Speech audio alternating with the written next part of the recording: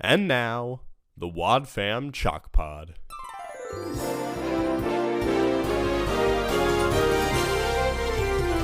Oh, hi there. Welcome to the pod. I'm Dylan James Weaver, but most folks around here just call me Dylan. Why don't you get the whole family together and join us for another exciting episode of the Wad Fam Chalk Pod.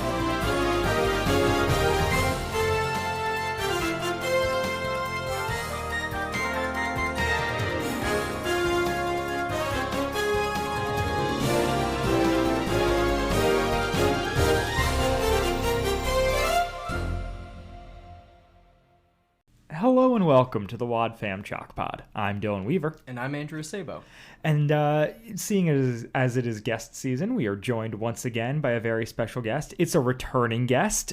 It's a friend of the show, a friend of mine, the designer of the shirt that I am currently wearing. I hate her. And you can buy her merch on our store. It's Mikayla Moeller. Hey, Hi. I don't hate you. I'm so glad you're here. I missed you. I know. You're a friend of mine. Oh, She's also a friend of Andrew. Did you need that as your superlative? yes, Obviously, no, I'm more very important. insecure. Yeah, no, you come first. Yeah. I need to be Friend of pet. Dylan. ... And Andrew. And as a result, Andrew. Yeah. by proxy. Yeah, I would have I'm been like the friends with you by barnacle proxy that through my goes brother. around. What? Yeah, exactly. But you were at Alfaro. Yeah, wow. Yeah. You don't think we're gonna go into that? Talking about camp? That counts, doesn't it? Wait, what are we talking about, Andrew? We are talking about the champ of the camp. Woo. Wow. Episode 583. What a great number that is. So, yeah, the backstory for the Chalk Squad. We felt really bad after having Mikayla on for not one, but two Maury episodes. Yeah. So when we were looking through to the schedule this year, I was like, I'm going to give her a great episode. Did I succeed? You succeeded. This was so fun. I really enjoyed listening to it. I'm like, oh, this is delightful. And then it got even more delightful right at the end. Good time. I loved it. Brought up good memories and bad memories. Yeah, exactly. Oh, I'm so glad to hear that. Oh, Well, and it is this camp. And we'll get into it, but this camp era is a bit bygone. Like, I don't know that kids these days have that equivalent. I mean, I know they still exist and still run and stuff, but I feel like pranking and everything is way Super outlawed. Yeah. Super not okay. yeah, Super everyone's not snowflakes now, you know? That's it. I respect the, no fireworks, don't commit, major property damage. Mm-hmm. But pranks is pranks. All right. Just well, saying. Start your pro prank summer camp, Andrew. That sounds like a nightmare. Uh-huh. Someone else do it. Instead of doing it for a whole bunch of children, do it for the children who have since grown up. Now hear me out. Reality TV show. 12 kids on each team. Prank wars. That has to exist. Yeah. I don't know, Andrew. I think maybe a reality show in which can we do a reality show that is the setup of this episode, but everyone's an adult? Please. Oh, where they So you just have two cabins with a bunch of adults sleeping in them. Oh, Yeah. The Wait, stream in between. are we Yeah. including previous camp tie-ins? Because that would be incredible. If you could go into old records and only pull people that went to camp together, put them in a reality show. Yeah. Yes. Okay. Somebody's gonna fall in love. You know it. There we go. It's like a high school reunion, but for camp. And pranks. Honestly, it's so Uh-huh. much better than a high school reunion. Yeah. I would go to a summer camp reunion way faster than I would go to a high school or college reunion. Oh my gosh, yeah. The summer camp I went to growing up had ended when you hit. Gosh, did it end at the end of you could go the summer after 8th grade, but that was as far as you could go. But then when you were in 9th and 10th grade, they did an alumni weekend that was just people who have finished camp can go to the camp for the weekend and get like the condensed version. And then once you got past that point, there was like a throwback weekend that or just a throwback day that anybody who had ever gone to the camp could come to. Wow. That's amazing. Can all camps do that? Yeah, It sounds great. Unfortunately, that camp ceased to exist after I finished 8th grade. Circle I feel K, like- right? Yeah.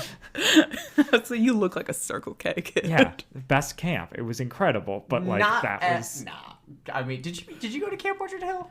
I was only there for Winter Blasts. Okay. I went to Camp Hebron, Okay. Wow. the so you Hebrew got- camp. Is that seriously? It was originally like a Jewish Hebrew camp, and now it's just Christian. But Oh, okay. Just Christian. just normal Christian.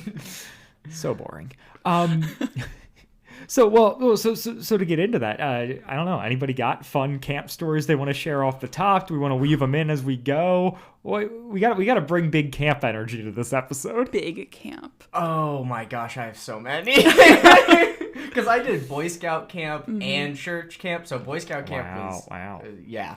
I did Girl Scout camp. I did Camp for Woodcrest Heathens. before Hebron. I did Camp Hebron for 2 years. I heard Woodcrest was like a pretty good camp. I never did sleepovers at Woodcrest. I only did day camp there. Yeah. Because I did 2 years of sleepaway camp, and it was going into 7th and going into 8th grade, I think. And then like I wanted to do it after that, but most camps are done at that point. Yeah, They're like, you're yeah. too old. It's like, no, I don't feel too old. I still like crafts Yeah, I like doing crafts. But with people. yeah, I loved it. Probably like a lot of stories more I'll remember while we're talking. Oh, but for sure. There will be more specific questions. Don't worry. I do vividly remember, like when you were telling me, like, think of camp memories. I was like, oh yeah, like the second year I was at Camp Huron, we walked into our cabin, and we were lucky. We got like a pretty good sized cabin, and it had like a box fan, and we like are getting settled in. One of the girls is like, "What's in the fan?" A rat had walked into the fan and died in it. Now, are you sure that wasn't a prank from the boys' cabin? That's got goggles written all over it. Dead rat. You trained the Day rat to one.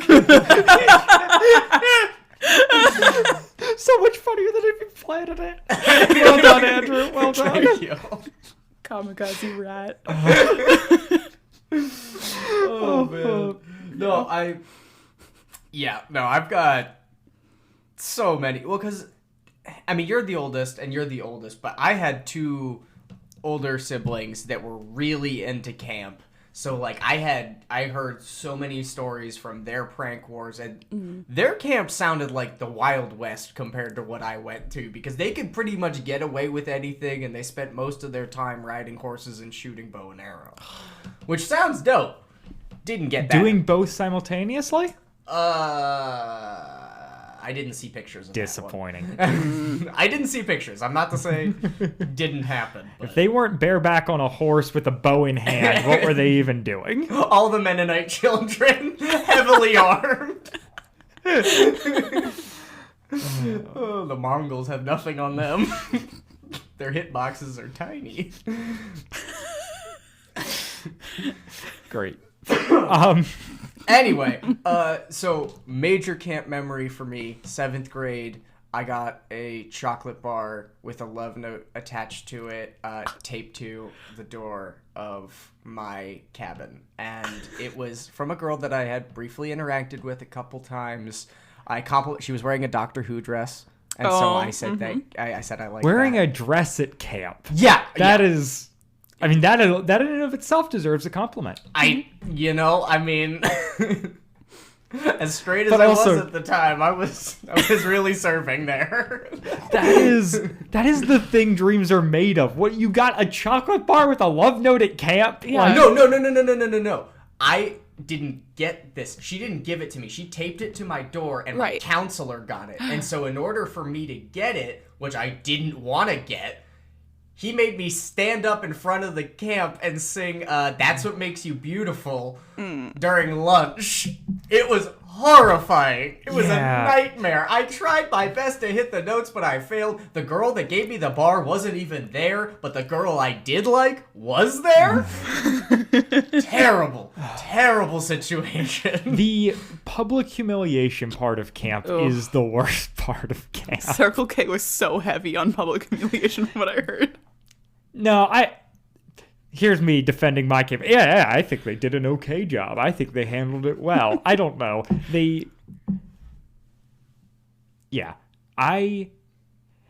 Here's the thing, is it never felt targeted, and it never felt gross. Okay. And those are the two things that I think really puts the camp humiliation over the edge. I feel like they did a decent job of not making it either of those things. That's not to say that it was totally pleasant, but like, if you're gonna have that element, that's the way to do it. Yeah, that's fair. In a way that is broad and equal. It's fair humiliation. Right. Yes, exactly. Okay, so were all of your camps co-ed camps? Yes. Yes. Okay, so Boy Scout camp. Well, not Girl Scout camp yet. Okay. So I went to Cub Scout camp and then I went to Boy Scout camp. I didn't realize you made it to Boy Scout. I did. I did, and then dropped out immediately. After going to Boy Scout camp and being surrounded by teenage boys of the worst variety from all ends of the state. It was horrifying. I made myself throw up several times in an attempt to go home, but they Oh would my not let Lord. me. I'm not even joking you. I was so distraught and uncomfortable. I didn't know that mental health was a big thing for me at that time, but I was bawling my eyes out like every day. I'm so sorry. It's okay. Camp is, don't like the Boy Scouts, but I had redemptive experiences with camp through church camp, so... You know, it's all things have been reconciled to the Father. Can I ask, general question, you don't have to get into specifics, but what was it that put you over the hedge and made you went, I need to go home? Over the hedge? Over the edge. You said it? hedge. Did I? Yeah. You can listen to the recording. What was it that put you over the edge, Andrew, and made you be like, I need to go home? Oh. Like, that is severe. Well, no, so I had really bad separation anxiety. Okay, so right, and just I was homesickness. Yeah, it was Okay. that, and then also, like, I didn't have any friends there, people would Okay. bully me, make fun of me, and stuff. I didn't really, felt like I belonged there, and, it was just not a fun time. Okay. Well, I'm sorry. The food was also terrible. You'd really think Scout Camp would have kind of that part under wraps? Like, I feel like, no. But They definitely could have done better. that's true of every camp. That's true. You can't feed 100+ people and it be quality. Yeah. Like, there's no, I don't know. I feel like I have a really whatever the opposite of like a soft spot is what I have for people who complain about camp food. Fair. Which is just like it actively annoys me anytime I hear someone complain about camp food. I'm like, guys, you can't judge it by the same standards. No, of course not. And then it's fine. Yeah, no, it was fine. I didn't think that there was anything that made it actively bad. I just remember being like, and the food sucks. Boo-hoo, cry me a river. Yeah, that's what the camp counselor said. Was Girl Scout camp better food? We had to cook our own food. Because it was just our troop that went, so we had like our little mess kits and everything that we had to wash. Wow, that sounds so much more valuable than the experience I had. We only did it once because, as Dylan knows, every Girl Scout troop I was a part of fell apart real fast. But at the center of it all, Mikayla Moeller. It was me the whole time. But I do remember we made gorp. Gloob. Yeah, goobers. Gorp, a classic, where it's like trail mix, but it's only the sweet stuff, and you throw it all in a bag and shake it up. So like, candy corn, Lucky Charms, M&Ms, peanuts, if you really feel like putting something savory in there. Other candies, that's Gorp. Yeah. Although Gorp as a term stands for good old raisins and peanuts. That's actually true. I believe you. That makes a lot more sense. I'd much rather raisins and peanuts than whatever nightmare fuel what that you is. say sounds great. Candy corn and I trail like mix? candy corn a lot. No. I'm not here to anymore. slander candy corn. I think that it's fine. I think seasonally it's appropriate. There's a lot of anti-candy corn sentiment out there in the world today. Mm-hmm. And I'm, firmly pro candy corn. Okay. But in trail mix, It's not trail mix, it's Gorp. Anyway, I ate too much Gorp. I'm going to blame the candy corn and you cannot refute. Probably. The thing is, I love sleeping on the top bunk. Have only ever slept on the top bunk. I also throw up really easily. And I've witnessed both these things. you have, actually. I woke up and I was like, oh my word, I feel terrible. And before I could get out of bed, I puked down the side of the bed. The girl below me slept through the whole thing. The entire cabin wakes up because they hear me just going, help! Oh my god! We got me all cleaned up, somehow. That's the worst though, because one kid always gets hella sick at camp. Oh yeah, and it was my fault. I ate too much Gorp, but I got cleaned up. They called my mom. They're like, "Do you want to go home?" I'm like, no. I would have been like, yes, please. You didn't see me forcing myself to eat more Gorp. Yeah, but I was crying in the corner, just shoveling Gorp. I got to sleep in the leader's cabin, which was so much nicer, and I slept really well the rest of the night. Wow. That's awesome. Good Pro for you. move. That Honestly, actually. if you want to get into the leader's cabin, throw up on your roommate. Just make everyone hate you, and then it's easy. We're fear for her life now. She has made an enemy with everybody's sleep she's interrupted. Oh, man. She must sleep with And us. sleep is a hot commodity at camp, man. Yeah. You're not going to sleep well. Oh, goodness. Boy, yeah. So many camps. So many camps. Boy Scout camp. I guess we're not counting soccer camp, but that was overnight. Oh? Yeah. I mean, then I would count it. Yeah. That's because Andrew was good at soccer. Yeah. Sure. That's what they say. So back to the episode at hand real quick. This episode originally aired January 28th of 2006, which is the middle of the night. That's why are you putting out a camp episode in winter? It just That makes no sense. Yeah. feels a little wrong. Make us all sad. Yeah. Well, maybe that was the goal.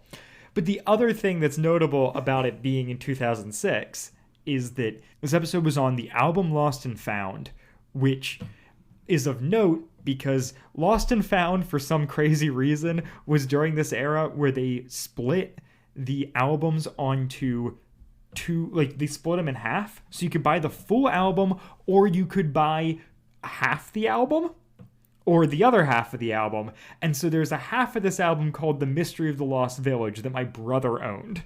Right when it came out, he got album 44A and album 45A, and this was on 45A. So this would have come out this aired January 2006, probably came out on CD later that year. My brother probably got it before the end of the year because either birthday or Christmas. Regardless, this episode I had listened to before I ever went to camp. Nice. So this episode and Parent Trap were my idea of camp. And I don't have older siblings. So no, Colleen loved Parent Trap. So truly my camp context was, okay, I'm going away to camp, and the things I know are Champ of the Camp, and Parent Trap. And you know what? 2 great camp stories. And no pierced ears, unfortunately. Yeah, I didn't pierce my ears at camp. That would have been fun, though, you know? The Subscribe ice, to the Patreon the to listen to if you're still... If I had met my twin, I probably would have pierced my ears. Okay. At That's that fair. point, it seems like you kind of gotta. Yeah. Fulfill the prophecy. But I didn't meet my twin while fencing, so. How amazing would that be? Actually, that'd be terrifying. Yeah, Of you, no thank you. Yeah. That was exactly my thought. Yeah, but, you know, I'd probably great movie. Such a good movie. And then the last thing that I think we need to note. So this episode's directed by Bob Hoose, but he did not write it. The episode is co-written by Kathy Buchanan and Nathan Hubler. Oh. Absolute banger. They just Wow. they killed it. They did. This, you know what? And it shows. Yeah, it does. Best writers. Yeah. It's got a 95% on the wiki with 90 votes. Hey. So, Odyssey, it seems, at least from my perspective, they really hit that stride. Like, I think the best overall content was like 99 to 2008. sure, wanna say that? Ballpark. Sure, your Novacom through album 50 kind of idea. Yeah. I mean, maybe not necessarily all the way through album 50, but close. Sure. Yeah. But yeah, so we got 2 of our favorite writers coming at this one together. The official guide has a note in that it was originally Kathy Buchanan's idea. Her and Nathan Hubler worked together on the script though, to flesh it out kind of based off their own camp experience. That's delightful. I love Kathy staking her claim over this. But that was Nathan. So that was Nathan writing that in the official guide. Yeah. Giving credit to Aw. Kathy. Yeah. So Well, and Nathan Hoobs is a fan turned writer. Yes. correct. He ran an Odyssey fan page before he was a writer on the show. Wow. Dreams do come true. Yep. And that's our goal as well. Oh man. But yeah, I'm so excited about this episode. Do you guys want to just start talking about it? Yeah, All yeah, right, then I'm gonna roll the promo. Yay. She is feared by all the other kids at camp. We have to keep our eyes open, ready for anything. Before she came to Odyssey, she was known to her summer camp friends as the Avenger. Itching powder! And now, the Avenger has become one of our favorite Odyssey friends. Of course, we're talking about none other than... Well, you'll just have to find out on the next Adventures in Odyssey. Banger of a promo. Banger of a promo. That was Dynamite. Man. good delivery. You know, when you see them succeed that hard, like that thoroughly, that comprehensively, it is so disappointing how much they don't do that. The Avenger. So good. Before Iron Man, Yeah, oh yeah. Connie Wait. Kendall was the Iron Man's 2008. Yeah, Yeah. you're right. Yeah. This- Wasn't yeah. you? The first Avenger. That'd be Captain No, that's America. Captain America, Yep. which is 2011. No, wait, it's 2010. Yeah, it's 2010. 2011's Iron Man 2. Why am I doing this? Why Because is this my 2012 is problem? Avengers. Yes, of course. Mm. 2010 is both First Avenger and Thor. Yes. Great. I'm so Wonderful. glad that this is what I've decided to do with my life. Anyway, I mean, it had to come up. It was going to come up. Sure. You would have brought it up if I hadn't. Probably.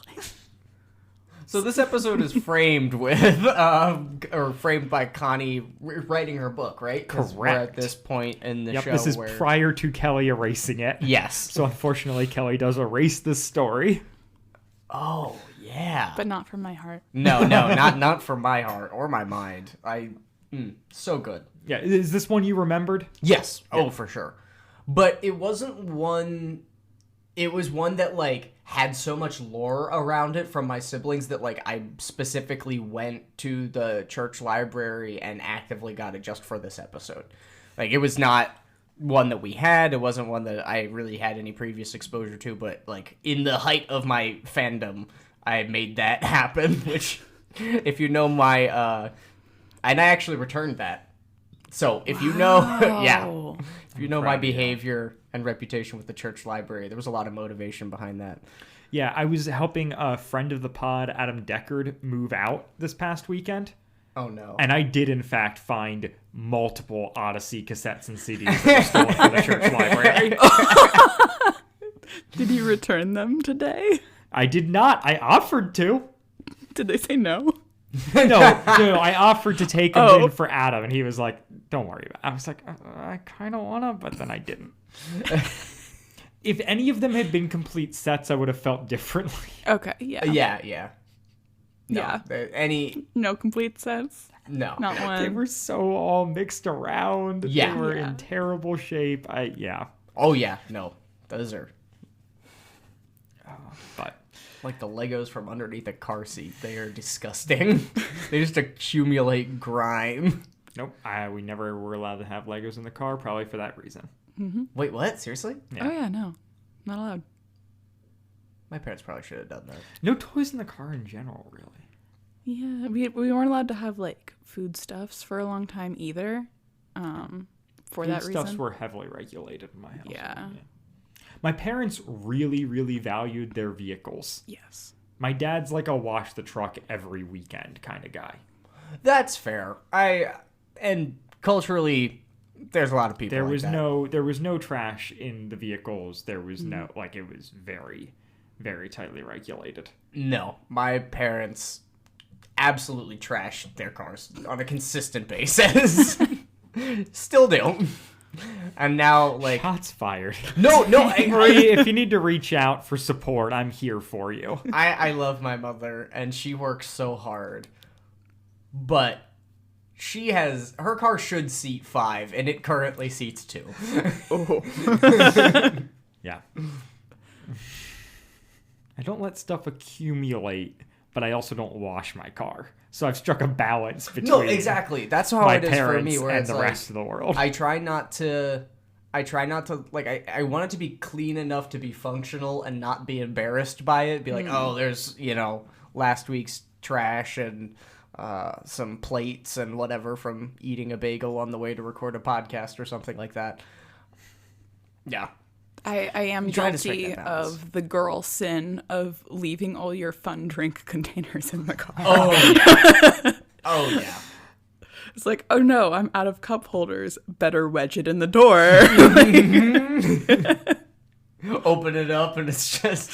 But also, like, I have a friend who I will not name who consistently always leaves her half-drank drinks in the door of my car on the passenger side. So I forget about them. Oh. And then they get really nasty. And like, Yeah. No, that's a thing. so that's like half my fault. Fair enough. So Car etiquette aside. Connie is writing her book about Odyssey, but to set it up, she's like, I got to talk about who I was before Odyssey. And a great example of this is this fun camp story that I'm going to tell for you now. Back at Camp Drummondville, and is the most miserable and wonderful week ever. Which is a great setup, and then for some reason we get a wit intro. Yeah, it's like a cold open, and then we get a wit intro. I was so unprepared to hear his voice. I was like, what are you doing here, sir? This isn't out of about my you. head. I was so caught off guard by the intro because it starts out with Chris saying, like, and now Adventures in Odyssey. Yeah. And I had forgotten that for a while they did, like, the cold open, and this is in that era. Mm-hmm. So it caught me off guard in that moment, which, speaking of which, I don't know, maybe there was a cold open on this one. I don't know. Ooh. We have occasionally tried to match that, and then have not always, because it's work. Anyways, but so to get the music and be like, oh, I guess we're doing an intro here, okay, and then for it to be wit, and I'm like, Connie does intros. Yeah. Yeah, Why not? is it 100%. wait? Does Paul Herlinger have it in his contract that he must be heard in every episode even if he's not there? That's a question we've asked before on this show. Yeah, and- well, because he does some of like the Connie Joanne road trip. Yeah. He does intros during. Exactly.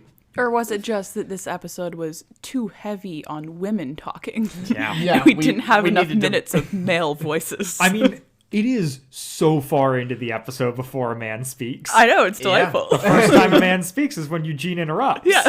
Yeah. Which seems about right. Yeah. Kathy's getting out a lot of gripe here. This one's for the ladies. And we had one on. Yeah. Look at that. Resident lady. Resident lady. That's all you are to us. You gotta pick better.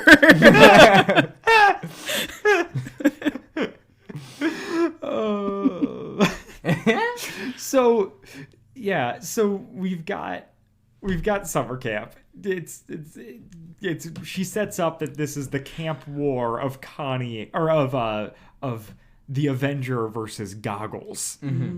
This mysterious boy, and we jump into camp and we meet Connie and her two friends. We've got Hope and we've got Marcy, and I didn't realize I'd never made the Marcy connection growing up, but that is we hear Marcy in Connie Part 2.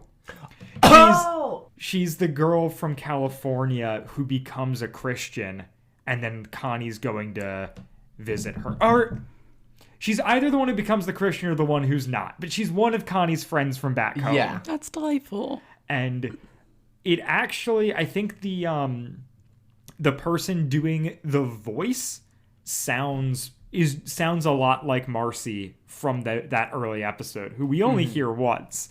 But like, I feel like that is nailed in a way that I don't think the person doing Connie's voice is doing great work. No, No. that is definitely a note I had of being like, huh.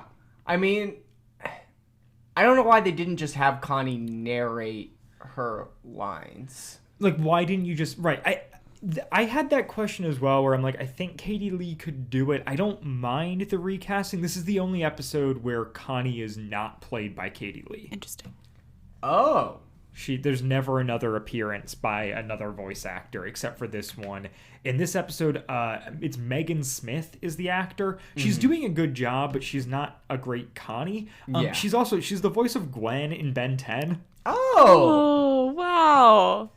So, there's Love that. there's some context for you. But yeah, it is one of the kind of bummer things. It's even weirder when you realize the timeline of stuff, which is like, spoiler for later in this episode, but like, this is where Connie finds out that her parents are moving forward with the divorce. And Odyssey is like, when Connie comes to town, in the episode Connie Comes to Town, her and her mom have just moved away because of the divorce and needing a change of scenery. So this is like maybe a year before the first episode of Odyssey. I'm this gonna say takes 2. place. I feel like 2. You're gonna say 2? Yeah, I mean, if we're gonna go with a hard number, I'm envisioning Connie's like 11 or 12 at this point. She moves to Odyssey when she's 14. Yeah, 14 or 15. Yeah. Yeah. So, okay. I mean, if we say it took like a year to process the divorce, and then Right. after their year, Yeah, they're like, yeah, we they get can't do this this anymore. Yeah, Okay. well, and maybe Sure. something happened with Dad, and he lost custody. Sure. It's just okay. No. You're fair. I want to read the book. Darn it, Kelly. Fair in the timeline, but I think it is still remarkably close to the start of Odyssey. Yeah, that is fair. And so it's just an interesting thing. Obviously, Katie Lee has aged during that time, but like, yeah, I don't know. I don't hate the choice of casting it differently, but it is kind of weird that they didn't find a better voice match. But, Well, and especially for like the one time that it happens, and it's such a pivotal canon episode as far as like establishing a previous connection, spoiler alert, between Eugene and Connie. Big spoiler. Wow. Just out with it immediately. What? Are we supposed to maintain the fact that this isn't one of the best episodes of Odyssey ever? No, it was so Am I good. supposed to bury the lead on this? Yes. All right, let me out back. Oh man, but yeah, it's yeah. I don't know if I'd be curious to know, just to in my fantasy casting, whatever. Katie Lee has 3 children, I think. One of them, Adam, is a voice on the show sometimes. Wow. And so I'm like, did she have a daughter? Because if she didn't have a daughter, I will be like extra annoyed. Yeah. But, it's fine. And not that you need to force your kid into it, but whatever. Like, it was just like, that would be a really fun moment. If No, they were free done that. labor. But in the meantime, we've got Megan Smith, and she's doing fine. We also have, so Hope is this other camp friend. Tiara Abbott's the actor there, and she voiced your namesake in Pink Is Not My Color. Wow, Mike. Yeah. Delightful. Our buddy Mike / Mikayla in that episode, what a great episode. Go back and listen to our coverage of it if you haven't. Yeah, that was nice. Yeah. It's a Nathan Hubler special right there. And yeah, I was just like, ooh, that's a good time. connection. I gotta bring that up. Oh. So. Oh, that was a good one. I enjoyed that one a lot. Okay. Now we can move on. I'm done giving weird voice cast context. But So young Connie has been established is like a veteran at this camp. As we've stated, she's at the upper echelon of the campers. She's established a bit of a reputation. And this year she's there's the prank queen. She's the prank queen. She runs this town, and there's a challenger named Goggles from the boys' camp across the river. Creek, something of the nature. The unfortunately named boys' camp. Anybody clock that? That's Camp Navajo, right? Yeah. It is Camp Navajo. That cannot be regionally appropriate. I'm pretty sure they're much more southern. Yeah, I think so. I don't want to be wrong about that, so I'm just going to keep my mouth shut. I thought that they were Maybe Arizona. I don't know. I don't know, but I'm saying To I the do internet. not Well, want... California's really long. Yeah, excellent observation, Mikayla. Thank you. California do be long. Our longest state, in fact. Wow.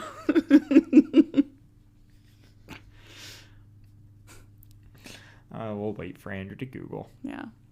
This is What a important. I nerd. need to venerate my... Oh! Even worse. They're from New York. Other side of the country. Yeah, Okay. we weren't even close. Yep. Yep. So, yeah. It's... Bad name. Yeah. Should not have done that. So, right. Yeah, it's rough. But, 2006 was a different... Be like a normal camp and name them after trees. Exactly! Or plants. Yeah. Fun camp things. Or just the letter K and a shape. Stop campaigning for Circle K. It doesn't exist. It doesn't anymore, except as a grocery store or a gas station in the South. Yes. Regardless, Connie is just not, after all these years, this is the year where she's like, I'm not going to prank. I'm not in the mood for it. We don't know why initially, but she puts her foot down and she tells Marcy and Hope that she is not going to be to be pranking. She's grown over this past year, and I forget if it's Marcy or Hope has a incredible you've only grown by 51 and a half weeks, which is such a villain line. It really is. Look, we don't know if I was shaped by Odyssey or if it was if that was just how I was going to turn out anyways, but is it nature, is it nurture? It's too late to tell. We can make our guesses, though. For now. I think we'll have hard data in the future. Yeah. But yeah, prank. She goes on to say, pranks are as much a part of camp as Thursday's mystery meat. Mm-hmm. And yeah, so did they get hit by a prank first though? Yes, they did. Okay. Yeah, so the boys did strike first because Connie didn't engage. Like the girls came up to her and were like, "Hey, you want to do this?" And she's like, "No, I don't do this." And then they basically just pulled 5 or technically 6 pranks on them unopposed. I mean, in sports terms, we call them unanswered runs. Wait, but there's the Limburger Yeah. that is opposed, but they don't. The girls don't start it, or they do. No, the girls don't start it. No. The boys take Connie's teddy bear, I think it That's was, right. They and put it on the flagpole. Yep. And then they retaliate with the Limburger in the vent. Yeah, which was good. That's where you get that at camp. Right. Where did you get yes, that? that is my immediate question: is how are you getting Limburger at camp? That is obscure cheese. You smuggled it in. I'm my a friend. big cheese fan, and I'm like, not only do I not know Limburger, to be a child and be like, not only do I know Limburger exists and is a smelly cheese, but I'm gonna acquire some at a sleepaway camp and then get it into the boys' cabin's vent. No, she must have smuggled it with her. My guess is But Connie wasn't gonna do pranks. no. Somebody Snack else. time. Somebody else brought the Limburger, right? But it's Connie's idea is to put the Limburger in the vent. Oh, Yeah. you're right. Maybe she's just she's obviously a big fan of cheese. She Yeah. could have just brought some to Snack. yeah. Or She just brought it to snack. I'm sorry, that's my really snack funny and to me. cheese. But just especially when you're not gonna have a fridge, you're at summer camp and you just just packing stinky cheese in my bag to snack on throughout the week. 12-year-olds don't think about these things. You're right. Libby brought an entire jar of Nutella and a spoon to Winter Blast. Past and future guest, Livy Haverstick. Champion. Nutella and a spoon is way less Problematic. it's way cheese. less unhinged than Lindbergh cheese. Absolutely. But girls do be bringing big snacks. But even if you were to bring Kraft singles that you could leave in your suitcase and only be mildly Disgusting. worried about them going bad. Legally cannot be called cheese, by the way. Yeah, they're cheese product. Are they really? Yeah. That's great. I love that. I love America. We're so healthy here. Mm-hmm. Only the finest. Andrew, did you have anything crazy you packed? You packed snack Oh wise my for gosh. camp? Yeah, no. So always a jar of peanut butter, always a sleeve of Oreos. And you combine the two? Yeah, oh yeah. Not my typically- thing, but you do you. No, it was a big thing. I pranked. I only did a little bit of pranking. Oh, and I know. I think we might have talked about this on the show before. I think we have. Have we? Maybe, or I've just talked about it enough in my life. Do you want to you fill them in? We've done almost 200 of these. Yeah. They're bound to have forgotten. All right. So again, as previously mentioned, pranking big thing in my family. Oldest sibling, sister, prank queen, Past if you and will. future guest, The Colleen Avenger of the Acebo Colleen household. Dennis. She is Fine. She would prank me. She would prank my brother. She would prank Grace, and nobody could get her. I have tried profusely to scare her at multiple points in my life, and I have never succeeded. She's famously a good schemer too. I feel like she's got Connie as the Avenger energy. Oh yeah. Where it's even if it For wasn't sure. a prank, she's going in with a plan. So anyway, going into summer camp, we had a fresh, young, wet behind the ears youth pastor. This was his first trip with the church, and so I was like, what am I gonna do? I gotta prank him. I've got all this to live up to. I'm untouchable. This is LEFC. What are they gonna do? And I ended up going with lady's perfume on the pillow and white glitter in the sleeping bag. The most sadistic and personal attack I could. In hindsight, I had dabbled with just doing shaving cream in the shoes because I thought that'd be really easy and fun. And you could rinse that out. Not a big thing. No, I actually, like, it became such a thing that, like, my parents gave me the perfume. Or I think, the perfume I got was from my aunt. And that my mom gave to me because my aunt sent to her that she was like, oh, you can try this, I don't want it. Like, one of those random things. It was a tiny travel-sized thing of perfume. Like, this was familially endorsed chaos. That's beautiful. And then, poor Jeff was so upset. He darn near cried.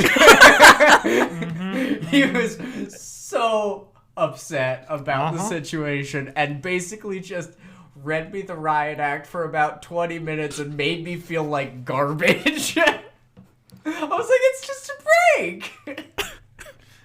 You've got any prank stories, Mikayla? It doesn't have to be camp. It could be sleepover or otherwise, you know. I never did a ton of pranking, honestly. Like, I wanted to do more. And Right. There's untapped prank potential. The Parent Trap. yeah, absolutely. And like, wow, that's iconic. Yeah. What I would do more of is I was like pretty small as a kid and I could fit in places. So I did more of the jump scare. Yeah, which is that's a great. prank. That's a great Yeah, prank. which is it's a form of prank. Like we were playing Grog. Excuse me. Just hitting you with all the weird G words today. What was the other one? Glorp? Just Gorp. Gorp. Just Glorp. Fundamental parts of my childhood.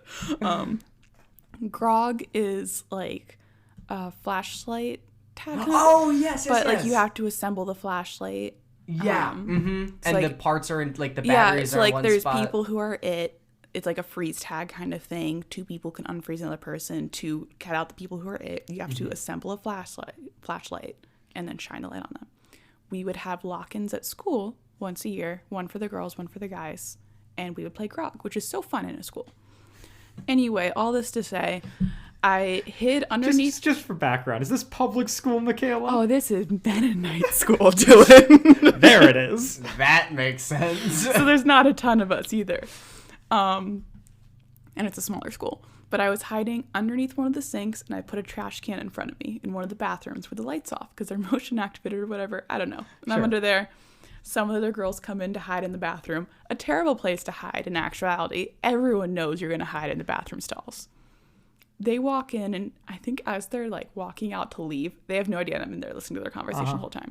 They're walking out to leave, and I just grab the one girl's ankle. Like dead silent under the sink. Just took her, grabbed her by the ankle. She did not think that was as funny as I did. I was not a popular kid in that school.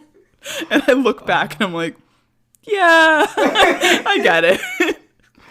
That's hilarious. It was really funny. I still look back and I'm like, the best scare I've ever done to anyone. Oh, yeah. So I gotta jump in with mine, which is like the closest thing to that, which is like not quite a prank, but like in that league, and I just like thought was very funny, which is we had, so back in the day we would have like Sunday school in this downstairs, and there was worship led by Andrew's dad. And And my mom was on that team. hey, look Yeah, at that. she was. And that's wow, I never put that together, but you're absolutely right. And there were so there were rows of folding chairs, and we would like, you know, as a joke, you would like fold up the chair with the person in front of you, so that like if they weren't thinking and like went to sit down, they would just fall on the floor. Funny joke. Great but joke. like of course kids are smart enough that like they're not just sitting down without looking. Yeah. Except there was a song that we were doing that had a part where you would jump, like you would be in your seat and then you would jump out of your seat and then you would go back into the seat as like, you know, interaction during the song, because you're trying to keep kids engaged during like Jesus songs. Yeah. And so I pulled the chair up in the split second where the guy was up, and he came crashing into the floor, and I immediately was pulled out into the hall and got one of the sternest talking to's I've ever had. Was that from my dad? No. Oh, okay. No, your dad was leading worship. This was another man who was leading. Okay. So the thing with that was like I was very much a good kid who did not want to get in trouble, and Yeah. that really stuck with me. Yeah.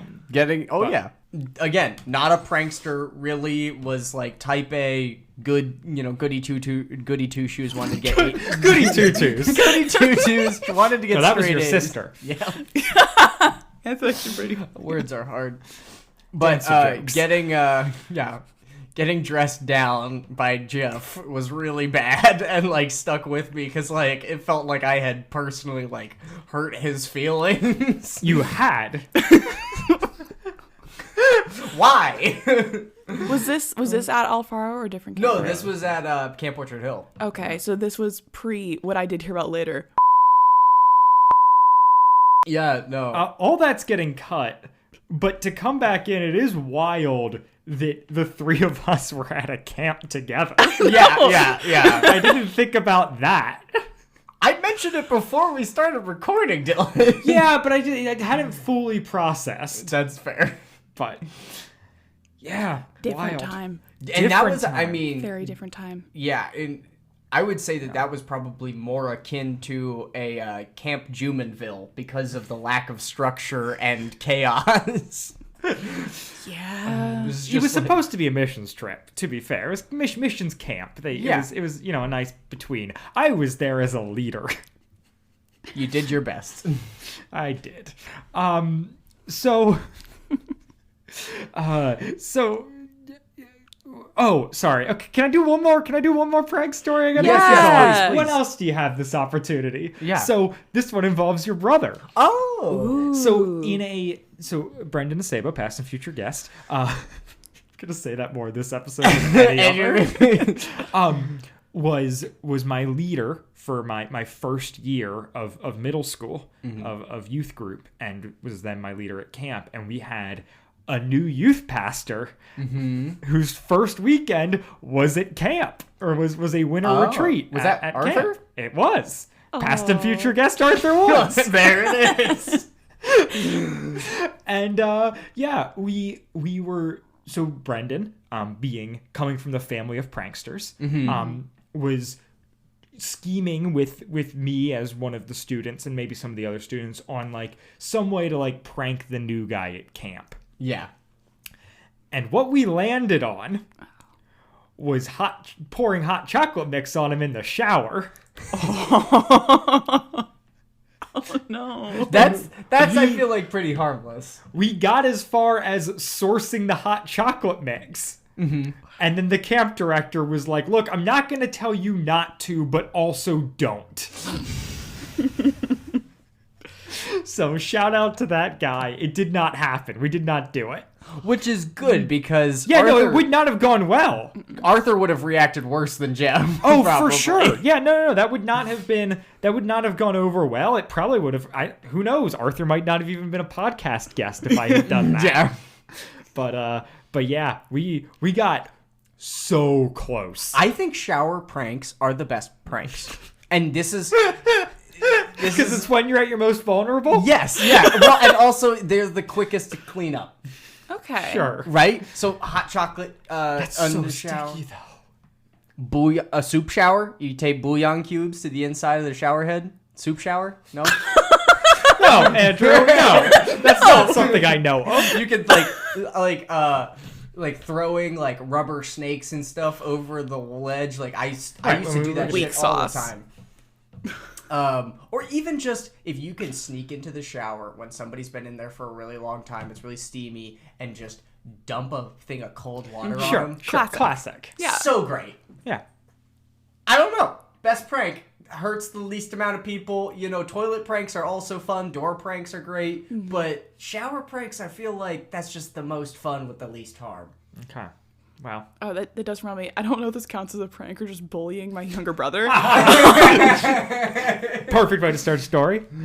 But at our old house, our like main level bathroom was right in front of the foot of the stairs, which meant while I was bigger than him growing up, because I was 2 years older, I could just. And still are.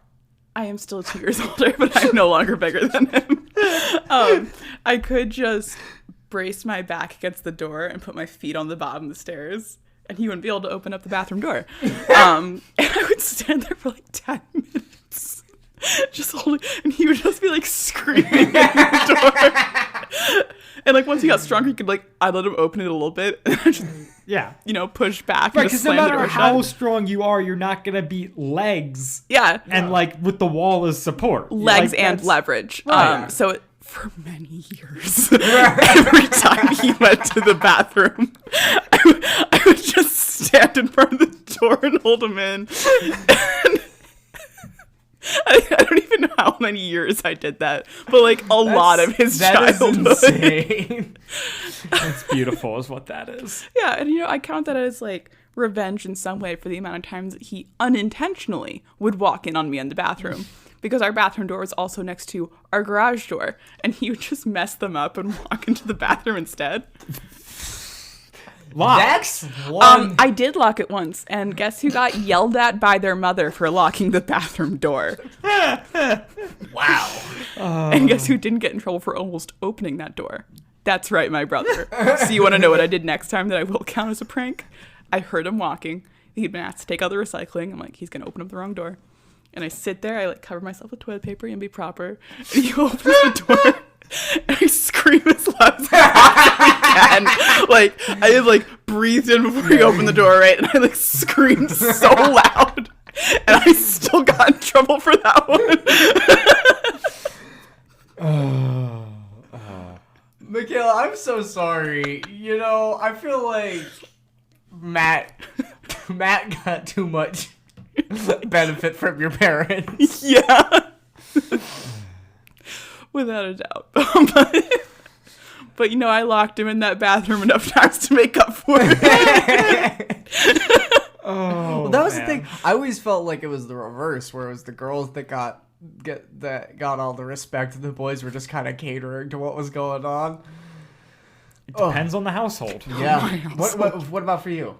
I don't have any girls in my household. Katrina? Okay, my mother does not count. As a woman?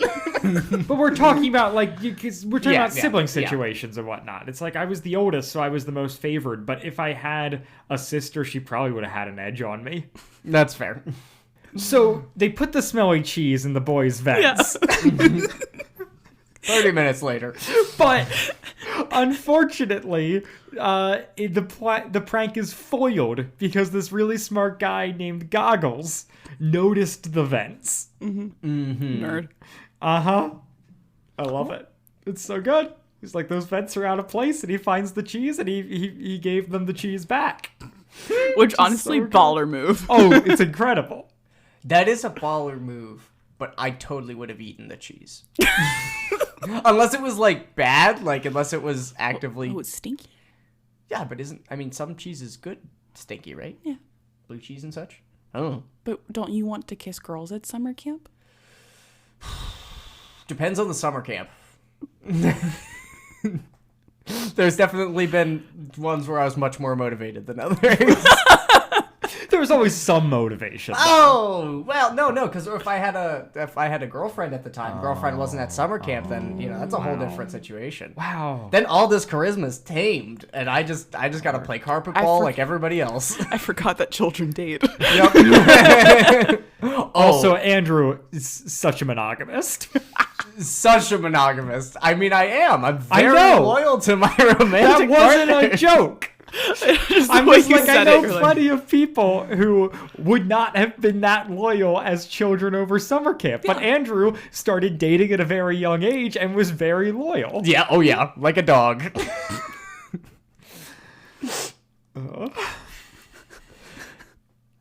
Oh man, there's a Phoebe Bridgers line that if I say out loud will make me cry. No, well, let's not do that then.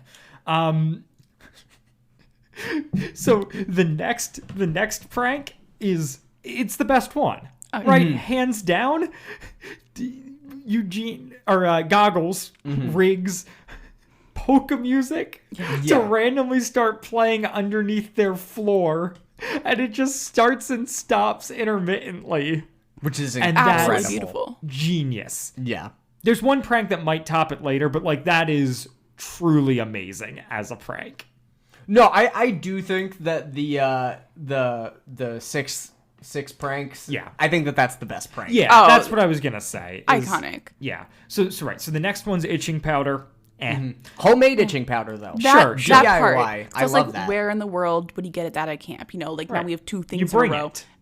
Right. Itching But, like, powder kind of then- makes sense to bring. Right. Because it's a prank toy. Like, it Right. doesn't exist for anything other than pranks. This is true. Nobody This is ever true. was like, man, I really wish I was itching right now. Let me just dump some powder. But the thing is, it's a lot easier Maybe to. that's someone's cake. You don't know. Look, if you...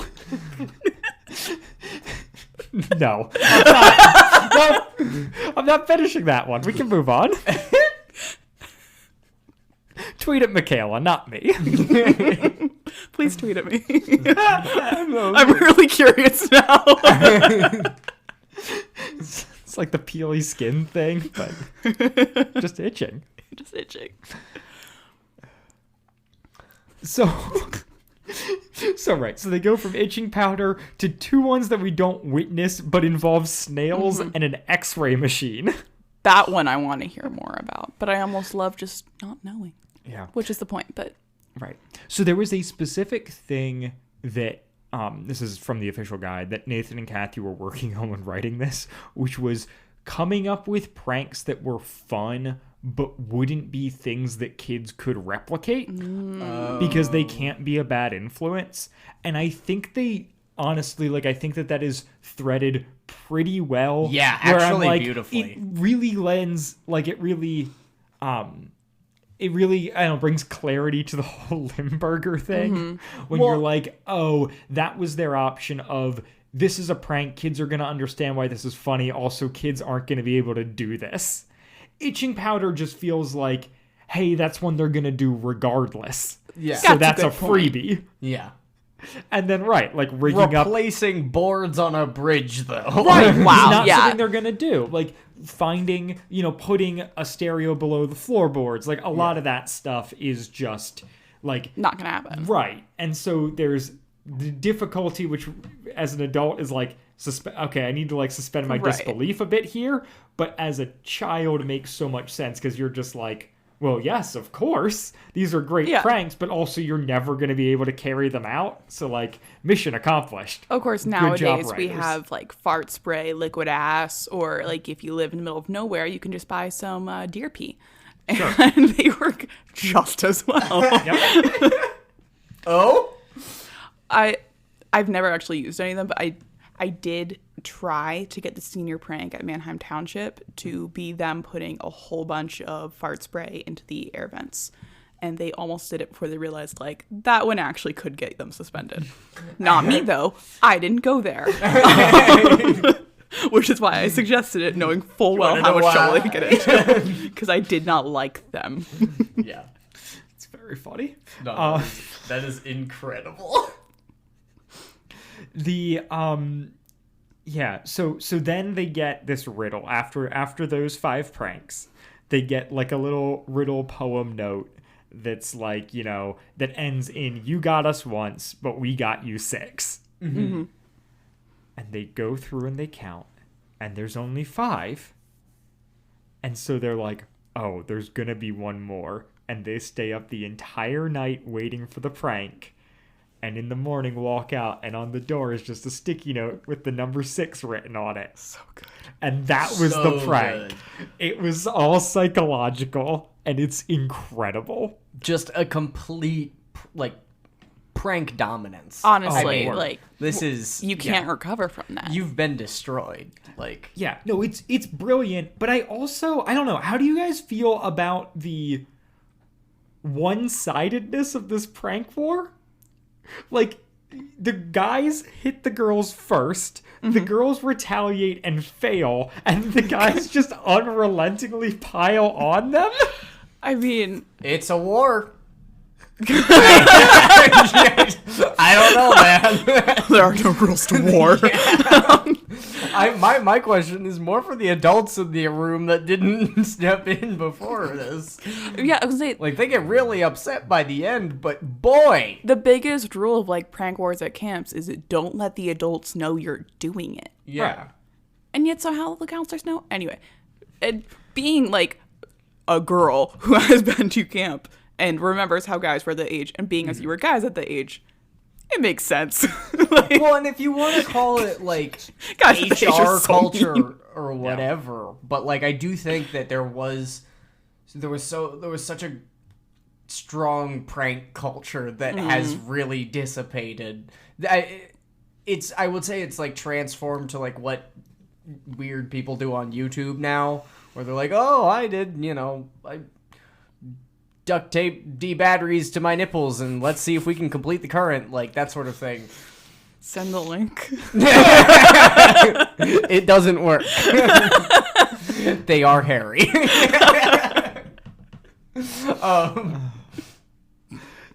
But I do think that we're like in a point now where like it's more online. I think online griefing is like the new prank, and like copy pasta and stuff like that's what right. pranks Yeah. are.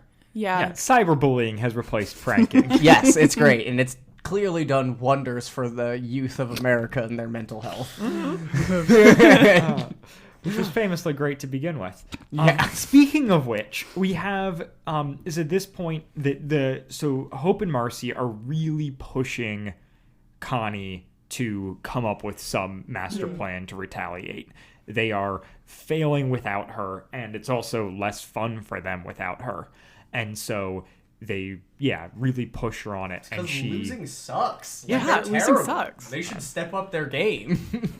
I'm not competitive. And so she explodes on Hope and Marcy, though. And basically the gist is like she came to camp to get away from her problems.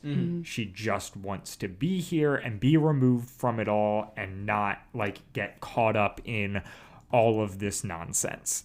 And it's at that exact moment that the teacher pops in, or that the teacher, that their counselor pops in and says that there's a phone call for her.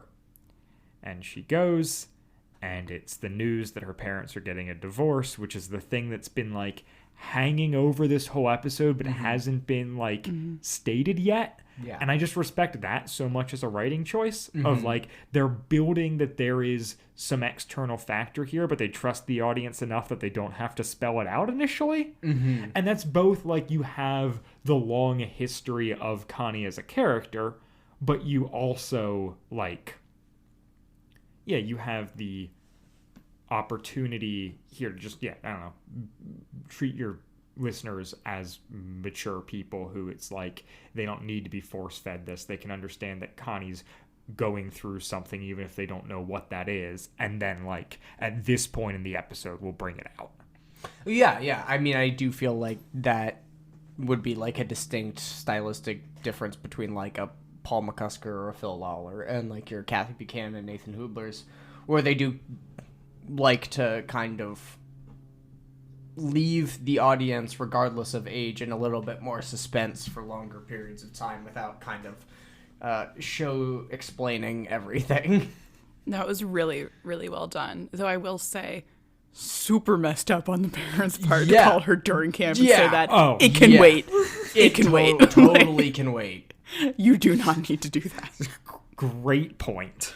No, I have that written At least down. they didn't send it as a camp letter that you then had to like sing for or go up front imagine. and read or like all of like the horrible Sing camp a letter stuff. song. Yeah. Yeah, no, that is on the list of things that you don't say to your kid while they're at summer camp. You don't tell them if someone died. You don't tell them you're getting a divorce. Don't do that. So now, from her trauma, she has pivoted fully into pro-prank mode. I must channel my anger into hurting someone No, else. I mean, when you want to talk about an about face, like, she even says good. it out loud, which is, I think, very funny and, like, shows a lot of self-awareness. And I think, as a kid, you might even necessarily know that, depending on your age. You'd be like, yeah, this is just ridiculous. I'm going to do this thing because it's fun. Right. And she says it's the one thing I can control. Exactly. Like I have been like I can't do anything with my parents' relationship. I haven't been able to do anything to stop the boys, but like I can do it, and I'm gonna, and it's gonna be epic. Yeah. So she goes back, rallies the troops. It's very exciting. Sorry, just to jump in, there's also a really good line where Connie in modern day talking about this, or like narrating, says that like she wanted to go back to the cabin and sleep for a month. And it was just such a good, it was just good, quick line that communicates so much, I think, to a child, to someone older listening, where it just like, it really like, I don't know, captures her emotions in that moment in a way that like I was really, just like, wow, that's good work. Whoever like weaved that line into there. But like, it captures that. Yeah, I mean, for lack of a better word, depression really well. Yeah. Absolutely. Sure. I feel like depression's not a bad word. I don't want to be like, well, because like like clinical depression versus like being depressed or whatever. I always want to be like careful Sensitive to around that. Yeah, but I mean, I think divorce would absolutely qualify for causing situational depression. Yeah. I wouldn't be too worried about that one. I could break out the DSM-5 if you really need, but yeah, we'll get there. Anyway, So sorry. Connie has like the ultimate prank planned, which, as we mentioned, is potentially killing somebody. I don't know how. No, Have you seen Bridge to Terabithia? Yeah. No, I have not. I cried so hard. I know that is a movie that will break you if you watch it. Yeah, well, so I don't think I'm firmly in the camp of this is not going to kill her. I am picturing like the weakest of creeks. The fact that they called it a creek. Yeah. Like it's one of those where it's like there's water running through here, so we have to like have a footpath across, but I don't even think this bridge has railings. Like I think it's truly one where it's like if you fall off, you're fine. Yeah. Yeah, At least like that that's would my make a lot of sense. 2-3 inch deep, like running Yeah. water, Yeah, if that. Yeah. Right. A spring, Absolutely. if you will. Yeah, right. Like it's a creek. Yeah. And so she's like, we're going to replace planks on the thing with a thin balsa wood, which also similar to the Limburg cheese, just like what in the world? Like you just find wood and then you're gonna like take apart a bridge and put it together? Sure. Of course. But like I understand the artistic intent there. Yeah, and I respect it. It plays out nicely. And so then Marcy is going to write a note into Goggles and say that, she's got a crush on him. Mm-hmm. So say to meet On the bridge. right. Yeah. And so she's going to, and they're like, I think Hope throws out like, why would he come? And Connie's like, he's a geek. Most girls probably tell him to get lost and throw mud on him. It would have worked for me. That's all I'm saying. Look, would any of us not have fallen for that? If somebody wrote a note for you saying that they had a crush, come to it. Yeah. Oh, yeah. No, I would have. I'm doing that. I'm a rule follower. I'm doing that. I wouldn't have been interested. I'm proud of you. Way to be secure in yourself outside of a It's more of relationship. like, I never had interest in dating as a kid. Like, I wasn't interested in That's dating fair. until I was like 19, 20. That's fair. I think that's an oldest sibling thing, maybe.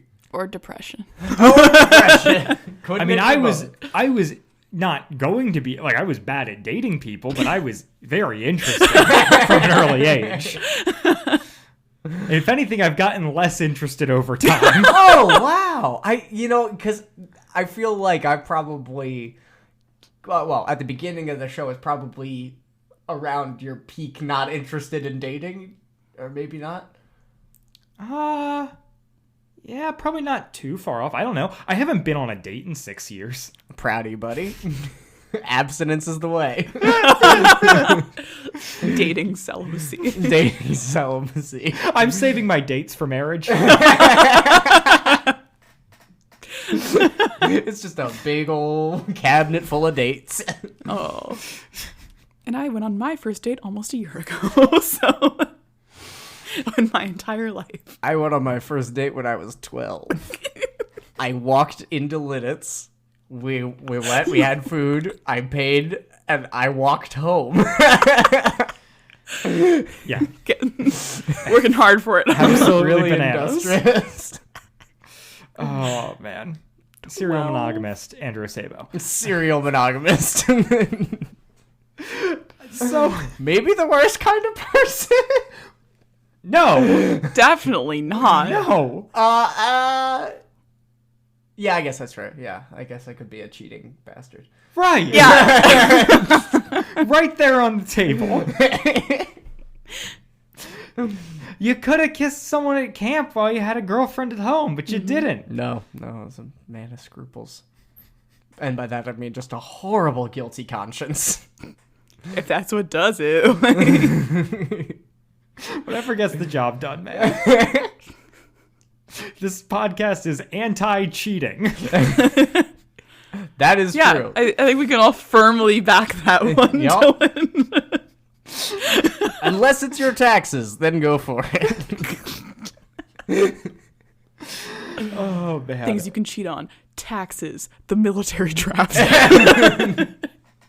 60-something? What? Oh, wait, no. If we're talking about, no, the one with Plato. Yeah, Plato, where he goes across. Yeah. We'll have you back on for the episode about someone escaping the draft. Oh, sick.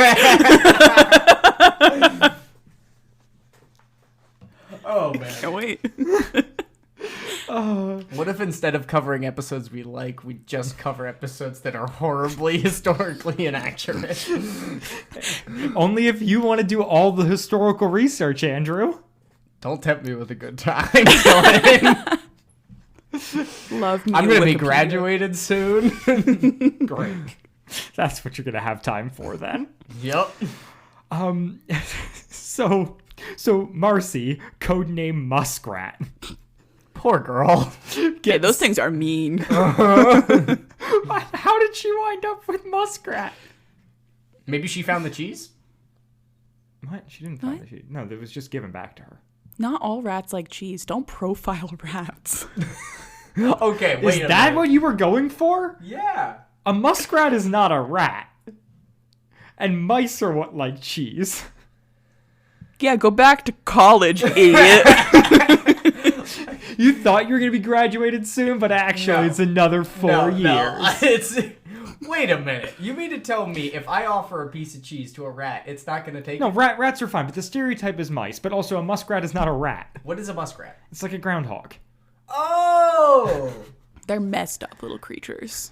Yeah. Interesting. They're like a field animal. Yeah, They're not yeah. like, I mean, I assume they are in fact a rodent, but they're not Yes. like... What's the difference between a muskrat and a prairie dog? What? I don't know, like There everything. are a lot of small mammals, Andrew. They're not all the same.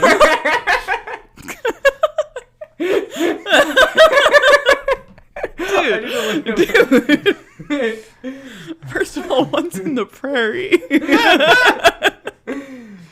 Oh, no, you're right. A muskrat, yeah. Very beaver-like.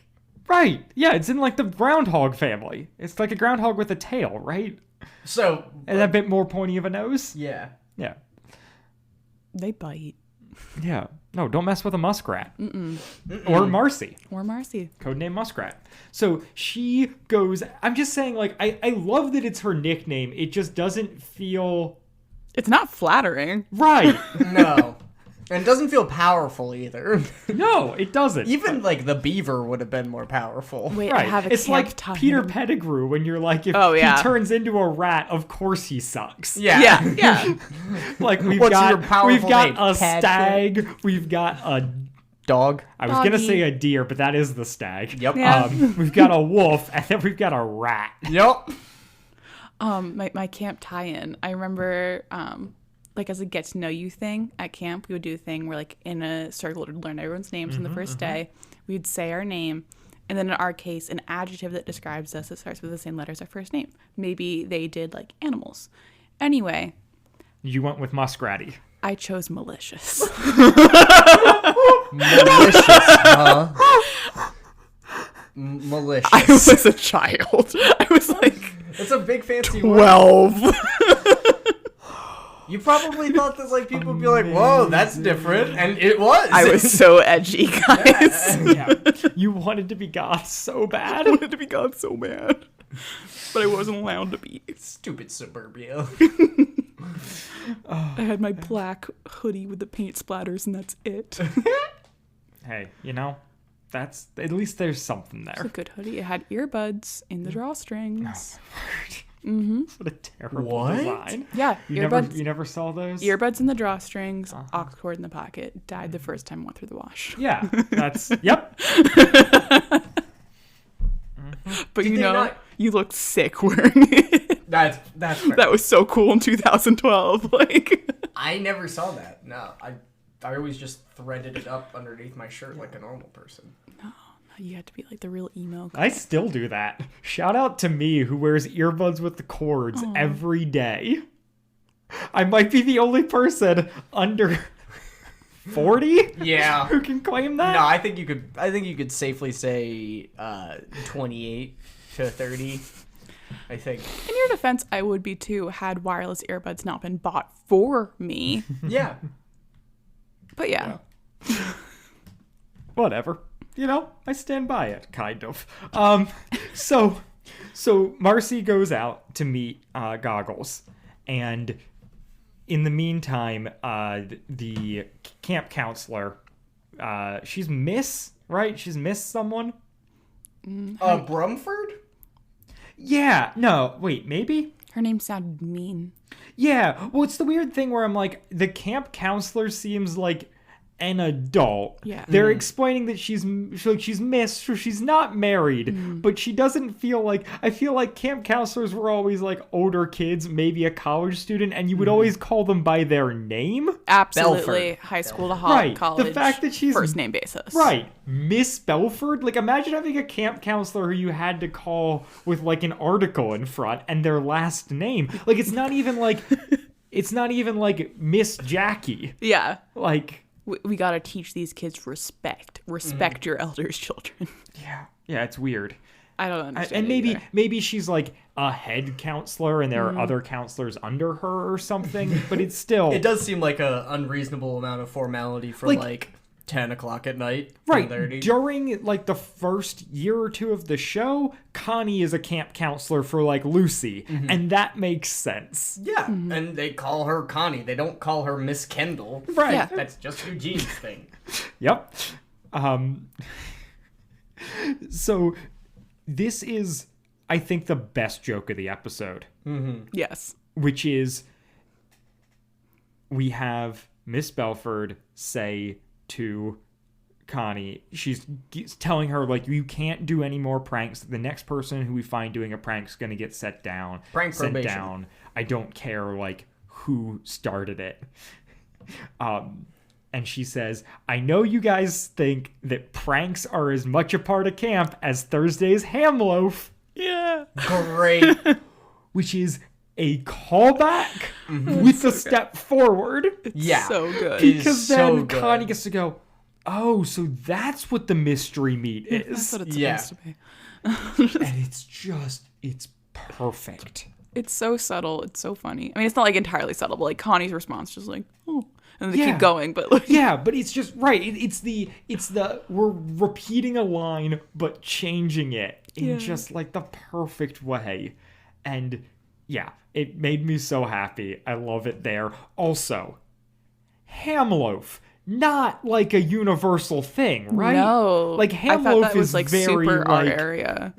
very Pennsylvania, very like PA Dutch even, and I think it's German traditionally. right. No which- wonder it was a mystery. No one else knows. Right, which I'm like, this is a camp in California. Yeah. How is the mystery meat camp loaf? It's exotic. Camp loaf. I'm misspeaking constantly.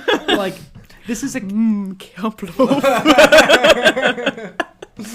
Bro. that would be a great, like, if you were gonna do like a mystery meatloaf thing, Camp calling it camp Camp loaf. loaf. Someone has to have done that. There's a Boy What Scout if there's a- troop that has like camp loaf for sure, Absolutely. right? I'm thinking of like a whole camp inside of a loaf. Like, loaf of bread situation. Uh huh. No, I was thinking mystery meat. Yeah. And maybe some green beans in there. Right. Right. Just mix it all together. Get the spam going. Yeah, it's Ooh, all of your yeah. leftovers held together by grease Yeah. A camp loaf. And sweat. and sweat. But so it was at this point that I was like, okay, so this is Camp Jumonville, which is like way too specific. Like that's such like a weird whatever. So there is a camp in Pennsylvania called Camp Jumonville that is a Christian camp. No. Wow. And then I looked it up, and Nathan Hubler is from Pennsylvania. What? And then I read the guide in which Nathan says that he named the camp after the camp he went to as a kid. That's so sweet. So they did have ham loaf. So that's why it's ham loaf. This is delightful. Hoobs, my guy. Yeah. From PA. Yeah. So for those of you who don't know, ham loaf is like meatloaf, but it's ham. It's Yeah. usually like fairly sweet. It's made with ham. The reason I know that it's one of the reasons I'm aware of it as a regional thing is my aunt, who grew up here but lives in the Midwest, would go to her butcher's shop and get like ground ham sometimes to make her own ham loaf because that's like not a universal thing. And yeah, so there's ham loaf in. If you've got a ham loaf story, write to us at wadfamjockpot@gmail.com. No, I've got a ham loaf story because Ham I've loaf. only had it like twice in my life. See, I've poor only thing. had it a couple of times because my mom hates it. But it was All right, our next time my Thanksgiving mom- school lunch. Nice. Next time my mom makes ham loaf, well, one, I gotta like call her and be like, "Hey, mom, can you make Make ham loaf?" 4 extra. Right, and then be like, and also Mikayla and Andrew are coming over Yeah. to eat it. And she'll Man, be I thrilled. haven't had ham loaf in a while. It's so good. I should call my mom and ask her to make ham loaf. Please. I had meatloaf fairly recently, and it was solid. I love meatloaf. Meatloaf's Ham loaf is like its Top own notch. thing. No, yeah, for sure.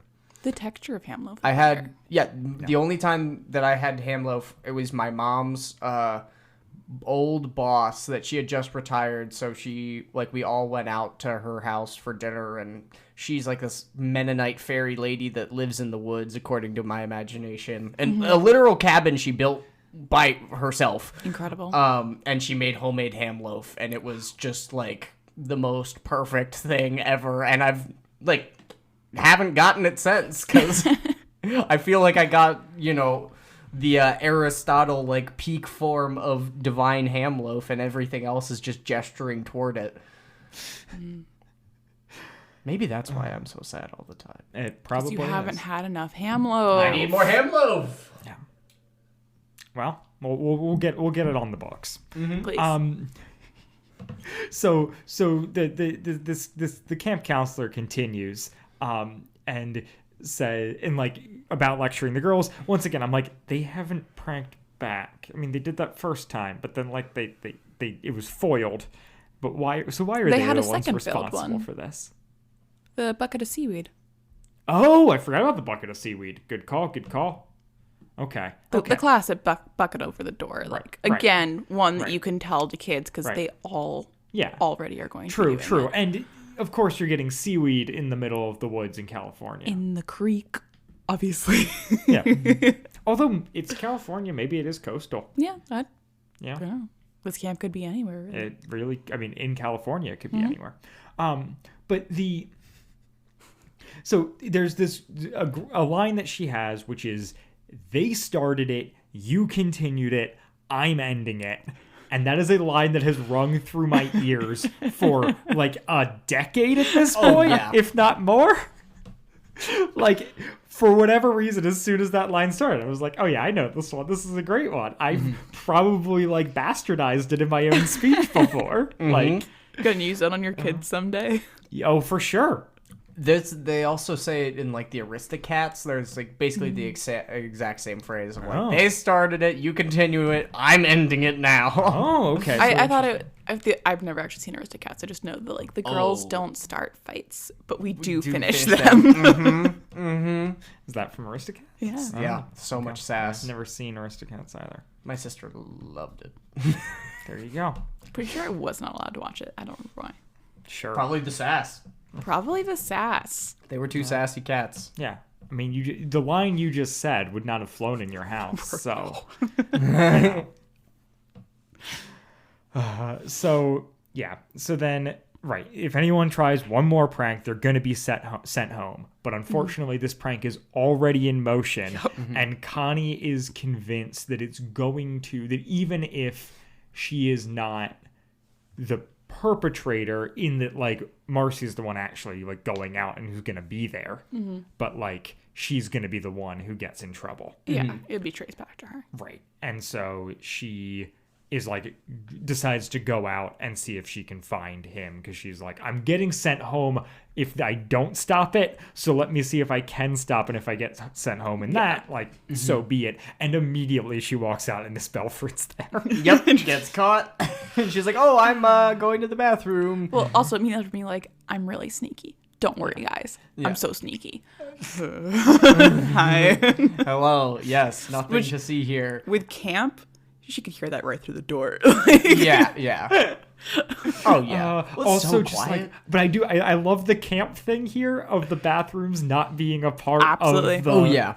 cabins. Because if you Absolutely. went to a camp and you had bathrooms in your cabins, you were so spoiled. Yeah, that feels wrong. The famous camp that I went to, that I'm not going to name because apparently it's frowned upon, didn't have power.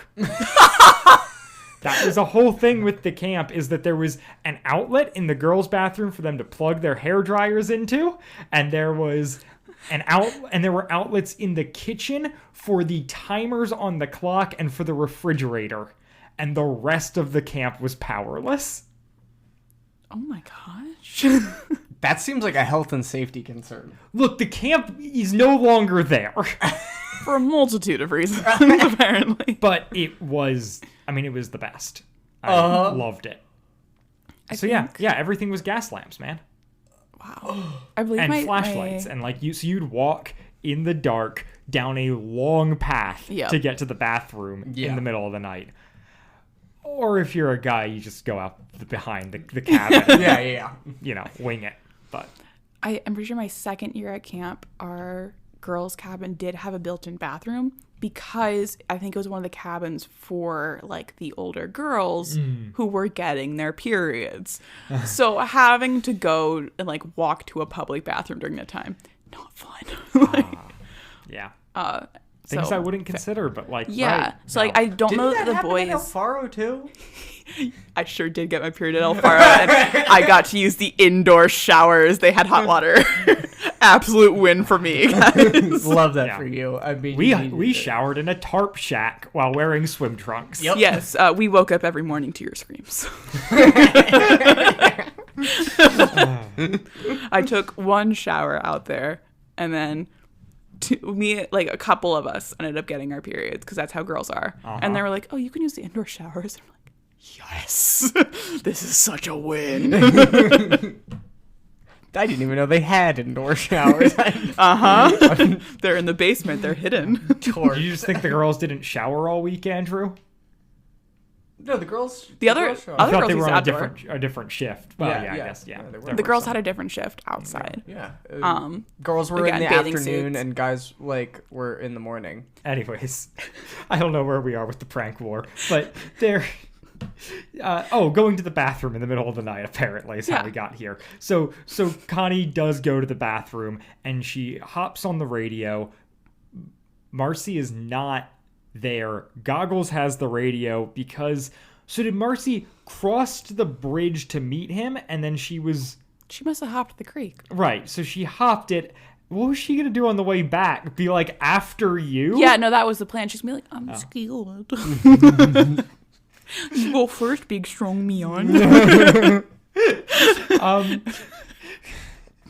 Because I assumed she'd just be standing on the other end, and, like, he would walk across to her. That would have been so much smarter. Right. But Yeah. But she dropped the backpack on his side of the creek and ran off. And so Goggles is talking to her on the radio, and Connie just explains the situation because she is really like stressing out about going home. This is not a time where she wants to go home. Yeah. Not that there's ever a good time to be kicked out of camp, but like... Hey, wait a minute. Didn't we establish earlier that I wanted to be kicked out of camp? Andrew, your feelings don't matter. That's fair. But the So, She's got well a point. played. Anyways, so she's expressing all this to Goggles, and he just, I guess he can hear it in her voice, but he also like read her diary. Yup. He was like, he opened up her journal thinking it was a prank book, like a Fair. bunch of plans of pranks, which makes a ton of sense because the whole thing was Marcy didn't have a purse to put the radio in, so Connie gave her backpack, and then it's got her diary in it, and he started reading it. And I do like that he admits that, like, initially because he thought of a prank book, and then just out of curiosity, like, I like that he doesn't fully play it cool, that he just he does own the fact that he was snooping, in a way that, like, I respect. I don't think I would have that kind of, like, ability to admit. I would have lied so Right. hard. I've been like, I'm just a really fast reader. I didn't mean to read that much. And like the wind turned the page, and I just saw it. You know, like. But yeah, he just expresses sympathy and talks about like the whole prank war seems pretty childish in light of all the stuff that you're going through. And then she owns the bridge incident and says that he's going to go fix the bridge. And then she cuts to, or she says that she stayed up all night thinking that that something was going to happen. But then, when she awoke the next morning, she was still able to be there at camp. And then Eugene interrupts. Well, you did skip over the fact that she was extra worried because the head camp counselor was coming and it was going to have to cross the bridge. Right. So the guy who runs the entire camp was going to fall into the creek. Right. Great Which point. is Great so point. much worse Yeah, than just some other random kid. Right. Yeah, Like, that is fair. That'll get you a permanent ban from the camp. Like, Yeah. Yep. So she was extra stressing. And then Eugene walks in. Yeah. And he interrupts, and Connie explains that she's working on a thing about her summer camp, something that you'd know nothing about. Eugene is like, actually, I went to camp. She was like, some nerd camp? He's like, no, like in the woods. My foster parents thought that was a good idea for me. Yeah. I'm actually quite like legendary there, you know. And then he makes some comment like as she kicks him out, and he's like, you know, he's like, I'll have to tell you my stories from Camp Jumpmanville sometime. And she's like, wait, you went to Camp Jumpmanville? No, that's what I'm talking about. And they do this cute back and forth, and then it comes out that both of them went to camp together. And Connie's like, I even get phone calls sometimes from people who are looking for me by my camp name, the Avenger. And Eugene goes, You were the Avenger because I am Goggles. And it's another one of those lines. So it's good. glued in. It's so good. Mikayla, this was you hadn't heard it before. Yeah, so like it clicked with me when he came in and he said, my foster parents made me go. And I'm like, oh, because Goggles made a comment about like, I can relate to you more than you can understand. And I was like, oh my gosh, it's Eugene. It's him. Somebody else without parents. Yeah, because I was like, oh, this is all making sense. It's all making sense. It's coming together. And it was so cute. Like, gave me chills in the moment. I'm like, this is so cute for them. Like, what a cool, like, friendship moment to have. Like, to have all these questions answered after so many years. Like, gosh, that'd be so fun. That'd be so fun. And it's so sweet. I think Great premise gives for a reality TV show. Great premise for a reality TV show. But it also gives so much character to both of these really well-established characters. And not just, like, this is how they were as kids, but, like, this is, like, compassion from both sides of them, especially from his side, and just a really cool understanding of like I how also they love can that relate they're to each other. both trying to be good people, also not being Christians at the time. Yes, For sure. absolutely. I was thinking about that. I was like, wow, like what an interesting thing to have as like part of a faith journey. Yeah.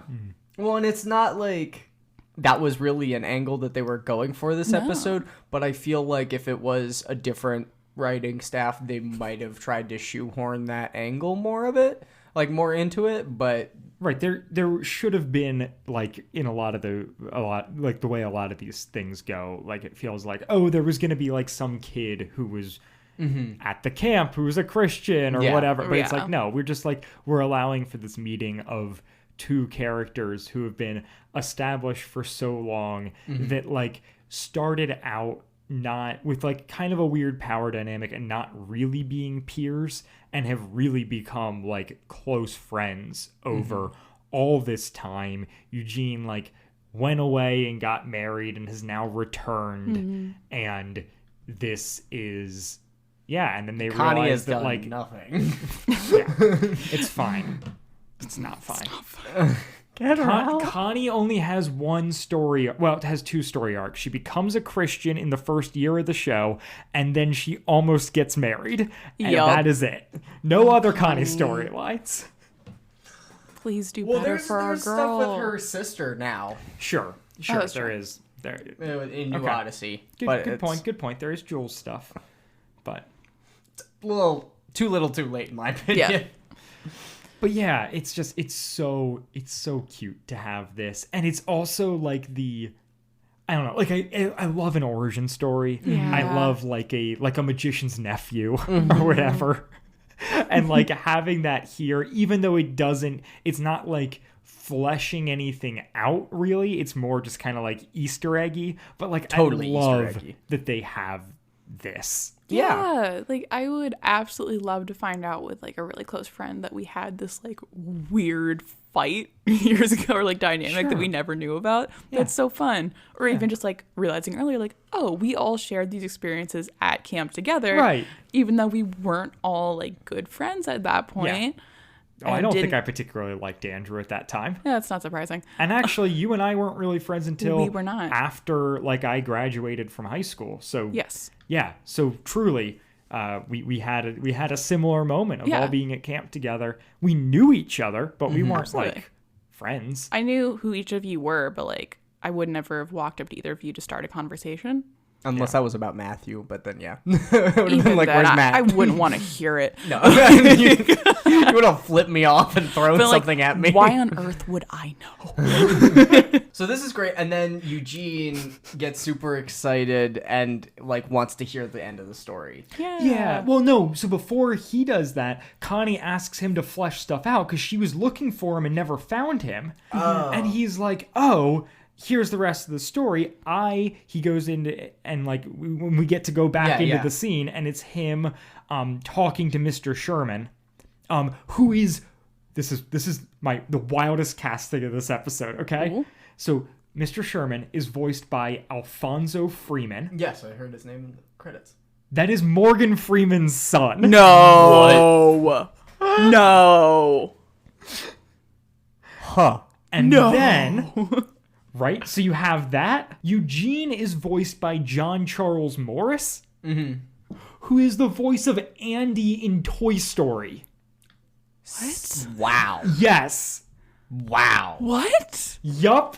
And Toy Story had already come out at this point. Correct. So they, The first two had. yeah, This is in the gap between 2 and 3. Yeah. He didn't do a lot. He hasn't done much voice acting outside of that. Because Pixar had a thing where like they very much like cast kids to play kids. Like they didn't do, it wasn't like, we got to get like a big name in here to do like a kid's voice. I'm looking at you, Despicable Me.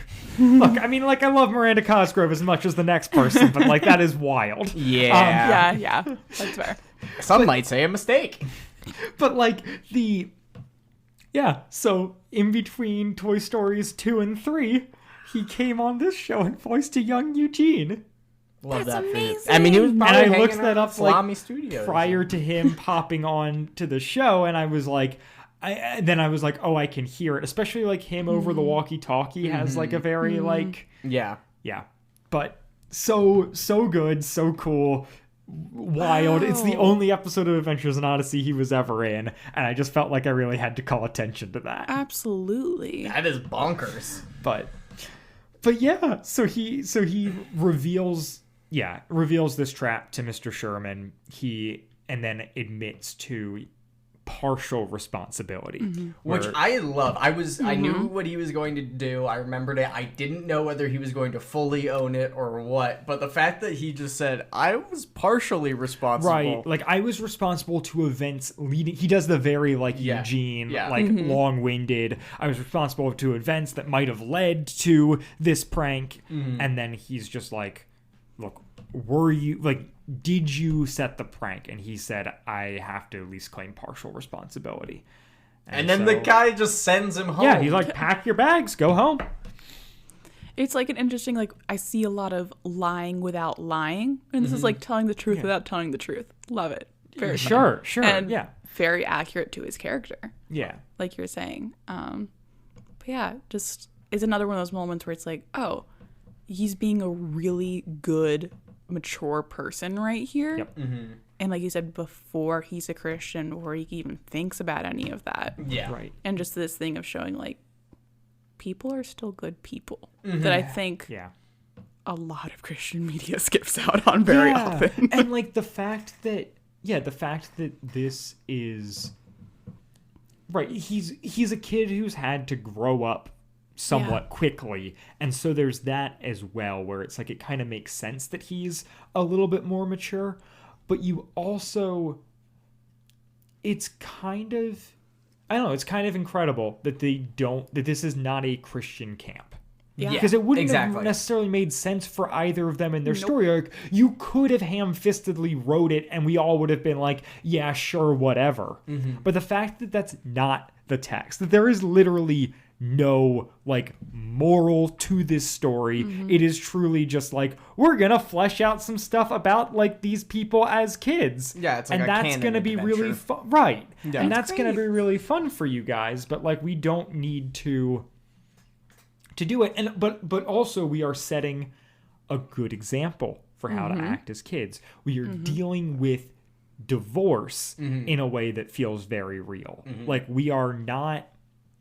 It's not like we're pulling punches because this isn't a Christian, right, because this isn't like a moral episode. But the theme on the wiki is just winning isn't everything. And the official verse to accompany the episode is the last will be first and the first will be last. Which is just like but it's that idea of like putting others before yourself that I think this episode really carries out without ever needing to make it explicit and like draw attention to it. It just casually models like empathy in a really compelling way and the idea of putting others first. Yeah, no, I really appreciated Eugene's response, or Goggles, should I say, and just the whole bit with them in the office discovering this reality together. Yeah, well, because it's just really pretty and and Connie at this point, reveal like this is the first that she ever found out that Eugene got sent home. Yeah, she said she looked for him at the combined camp bonfire, but that she didn't know. She never knew what happened to him. And then Eugene asks her to finish her story. And she's like, well, I'm going to obviously have to work parts of yours into this now. And he's like, well, I'd still like to hear like the end of yours. And we get this little thing where she's this little interaction between her and Hope and Marcy where she's looking for Goggles and admits to having a bit of a crush on him. which is incredible. It's the best. It's so funny, and Eugene like clearly jumping over her shoulder to like see it and stuff. Like such a great dynamic. It's so fun, and yeah, I think it's emblematic of the greater relationship that the show has built over 20 years at this point, where they have all this back and forth, and you can do an episode like Champ of the Camp, and it makes perfect sense. And I honestly wish they would do more of this type of stuff. And it's played so well between them, where there's not awkward tension there. There's not like, doesn't like blow up and become some bigger thing. It's just like, oh, this is so funny. Yeah. That like, because that's exactly how I would respond. Like that would be the funniest thing if I found out someone who I like know now, who I didn't know, but then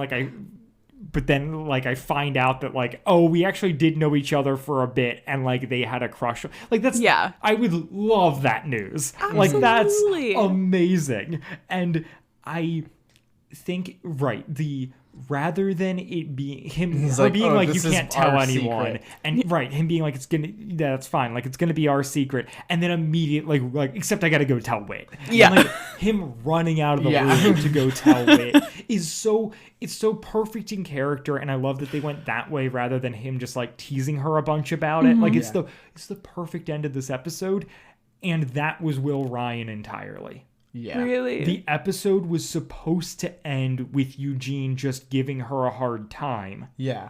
and then it would go to the credits. And Will Ryan in the studio came up with the idea of him running out to tell Wit and added that in. I love it. Like, it feels so fun. It's very, like, I don't know. It's very much like you're saying, like, two friends who are like, I respect you. No, it's more But- realistic. Like, that's better acting. Like, I do have to tell our father figure about yeah. this immediately. Right. Well, and it's the great thing of, like, they have been working together on this show, Katie Lee and Will Ryan, for for almost 20 years at this point. Insane.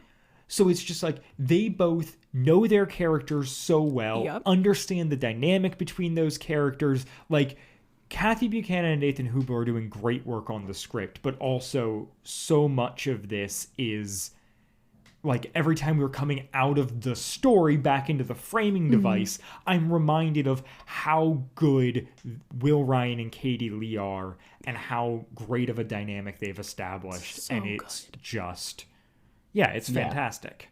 Well, and honestly, it is so good and so strong that they've reverse engineered this episode around it. Like, yeah, I don't know. I think I can't say enough good things about this episode. I don't know what it's rated on Wiki. I said at the top, but it's a 95 with 90 votes. Oh, wow. You know, it could be higher in my book. I mean, this is pretty darn close to Perfect Odyssey. I mean, look, mind. my final note is this the best episode? It's so good. It might be. I mean, Novacom stuff is cool and exciting and dramatic, but for a single self-contained episode. Yeah.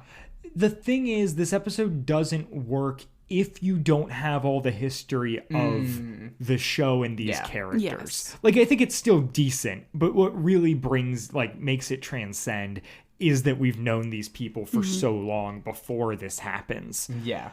And so it's not quite standalone in that. Like, it's not an episode where I'd be like, someone who's never listened to Odyssey, I'm going to throw this one at you. Because you'll have a fun time with it, but you don't get the weight of it. Yes. But I was like, perfect one to have Mikayla on as someone who, like, was introduced to Odyssey within the last 5 years or whatever. And then, knows these characters now, but hadn't heard this episode. Like, So delightful. I think it's such a gift to fans of Odyssey. Like, here you go. Thank you for listening to the other stuff that we put out. But yeah, no, it was so fun. I'm thinking, like you said, it's not one I'd immediately recommend to someone who's never listened, but it is also one that could be listened to and still enjoyed on some level. But it would not be as deeply appreciated as it is by people who understand the dynamic that has gone on between these two characters. very well stated. Yeah. Better than both of us. Restating what you said, but better. That's what I'm here for. You know what? We can use it. At least one of us. But yeah, it was so enjoyable, and especially after the last 2 episodes that I have done, I was like, wow, I have so many good things to say about this, and like so many good memories brought up, and just, I don't know, it just reminds me of how like big everything was at that age too, where like every little thing felt like it held so much weight. Yeah. And that was kind of what added to a lot of the magic of summer camp, is even though you knew it was just a week, it felt like it was going to last forever, and it felt like your decisions that you were making were going to impact your entire life. Yeah. And I think it was shown here, as well as being mixed with things that actually did impact their entire lives, which is a really fun and meaningful addition.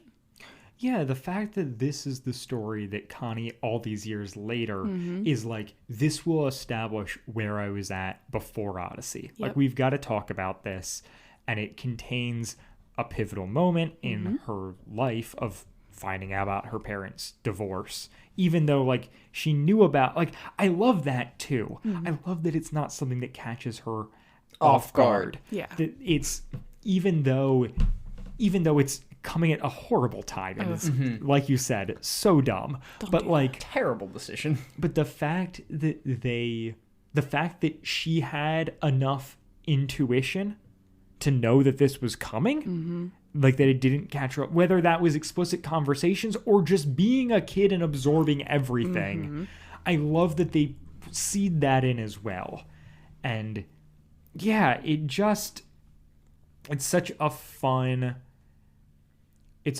way to talk about really hard stuff, have a camp adventure, and deepen the mythology of the show. Yeah. And it doesn't strike any bad beats. No. And No. yeah, and it gets to be permanently tied to camp and all of the like wonder that camp brings. And yeah, I love it. Pro camp. Pro In camp. all of its forms. Yeah. Yeah, camp is good. Camp is good. Day camp, fun, not as a counselor. Sleepaway camp, even more fun. Probably a little more fun as a counselor. No, Yeah. worse. At least day camp, yeah. you've got the pleasure of going home and sleeping in your own bed. So yeah, I guess all that out of the way. Mikayla, it's your Yeah. time. What would you like to plug? Oh, I do have a plug actually. Sight and Sound just released their first movie. I Heard the Bells. What is Sight and Sound, Mikayla? Sight and Sound started out as a local theater to our area that does Bible stories come to life, as they like to say, and you know what? They use actual animals. Big Love draw, that. big draw. They also have a theater out in Branson, but it is the number one people come to visit us here in Lancaster. But it's not corny. It's actually really well done. Yeah, Both the it's movie and genuinely Sight and good Sound. Theater. Fantastic theater. Incredible stage. I'm not gonna like spoil what the stage is for the listeners, but it's a very unique stage that is very hard to pull off, and they do a great job. Fantastic theater. I've grown up going to their shows. Yeah, it's incredible how close it is and the level of so quality blessed. there. So, Like, it's amazing. and It's here's my absolutely question stunning. for the movie: is that shot in the arena? Yeah, so I Heard the Bells was originally going to be a short film done by Sight and Sound. It is shot mostly in the area, not in the arena. So it's not like a stage production. It is a movie. Okay.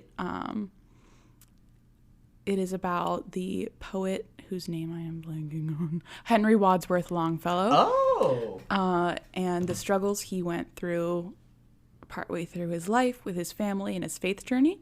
And it is amazingly well done. I got the great honor of interning at Sight and Sound because they were making this movie, and I got to work on some of the costumes for it. In the distressing department, I was not allowed to talk about it, so Her name is in the credits. I am in the credits, guys. You can go see the movie and see both my name and my mother's name twice. As she also worked in the costume department. Neither of us on sewing. She did like management. She's also the organist in the finale scene. So look for the lady wearing purple playing the organ. That is my mother. But yeah, I got to work on distressing. Some of the costumes basically just means I got to make them look really dirty. So when you see the guys in the military wearing blue coats, I made those look a little dirtier. It's not like super obvious how dirty they are, but like it was really fun to work on. Know that She I rubbed down a bunch of hills. I put hot chocolate on all those guys. Put tea on them, coffee, cinnamon. My hands smelled so good. But yeah, really fun, great movie, not corny. Maybe it's got a couple little corny parts, but for good corny. It's really well done. I was really impressed by a it. musical? There is one singing scene, but it is not a musical, unlike Sight and Sound Productions. Wow. Yeah, I am shocked. It is really, really good. I'm so proud of everyone who worked on it. It was such a journey. It's been going on for like 2 years. Yeah, really cool thing to be a part of. Super surreal to go to a movie theater and see your name on the screen. That rules. Yeah, I was losing my mind, man.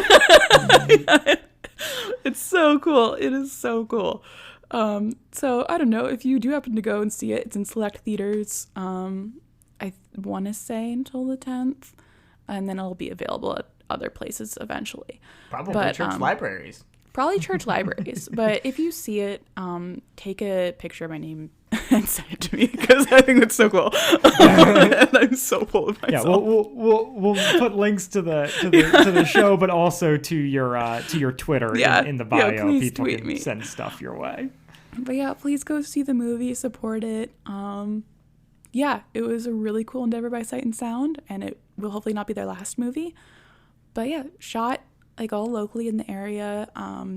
Part of it was they built a set on their back lot and filmed there, which was really cool. They filmed at like Landis Valley, stuff like that. They went up to Gettysburg for some of the war scenes, got local reenactors. Really cool project. Yeah, let me know your thoughts. If you didn't like it, you can tell me too. But Oh, I will. super, super exciting and a really cool thing to see come to life after watching so much behind the scenes go on. Oh, yeah. And no, I was never on set, but I heard a lot about it from my mother, who was on set a lot because she was managing costumes on set. But really, really fun stuff. Yeah, that's so cool. It's the coolest.